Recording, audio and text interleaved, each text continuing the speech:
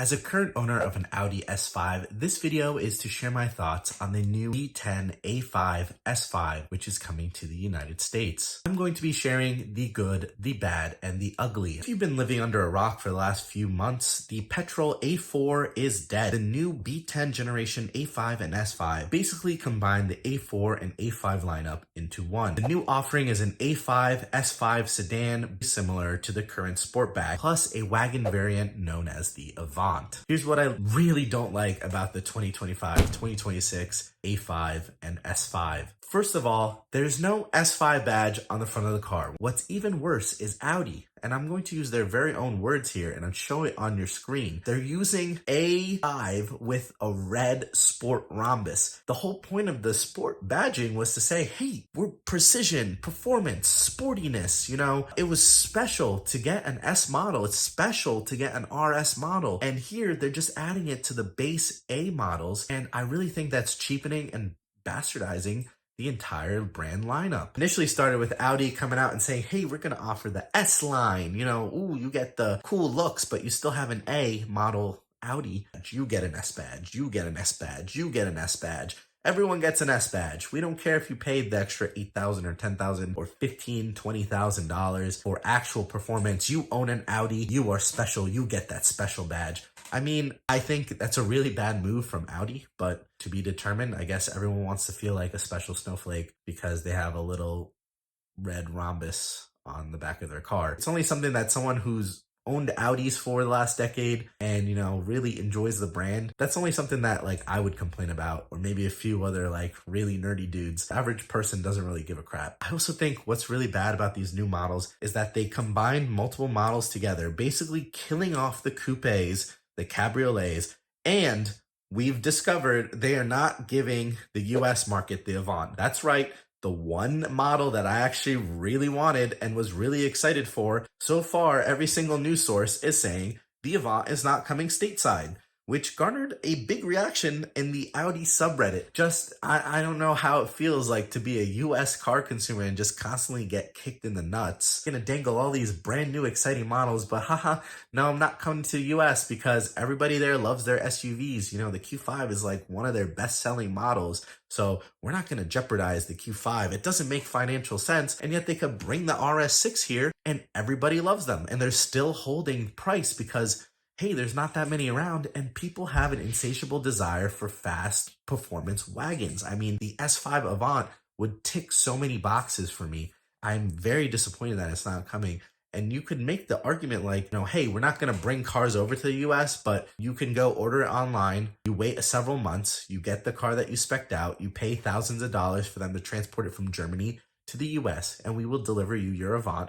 And you could go enjoy it. And for the hundreds of people or a couple of thousands of people in the US that actually want an Avant, they have that ability to get it rather than having to rely on the all-road. I'm very disappointed that the better model does not even get a chance here in the US because I guarantee you they will sell. What is bad about this new generation of A5s and S5s? One of the new things that they've done is they've gone towards a more 2D ring design. The 2D rings on the front and back look incredibly cheap, not to mention someone revealed the key fob for the vehicle. In regards to a key fob, like I really wish Audi would get to Tesla's level and just give us a key on our phone, right? That'd be one less thing that I would have to carry every day. Another bad thing about the new generation A5 and S5 is the infotainment display feels a bit too busy and overdone. I'm sure my passengers will appreciate their own screen. Audi integrated ChatGPT with 800 voice commands, but I remain skeptical to see if this is a useful feature or not. We live in the day and age where everything, if they add AI with an asterisk to it,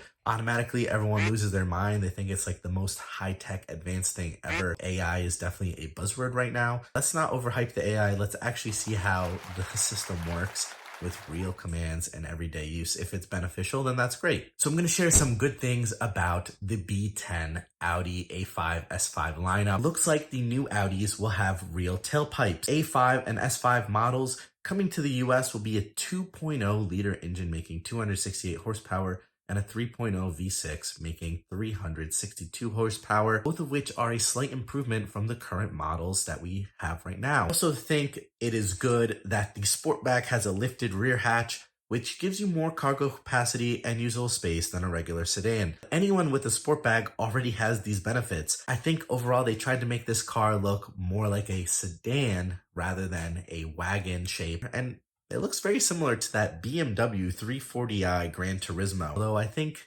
Audi does it a little bit better. What are your thoughts on the new 2025-2026 A5 S5? Really seems like Audi's trying to simplify their lineup. They're doubling down on SUVs.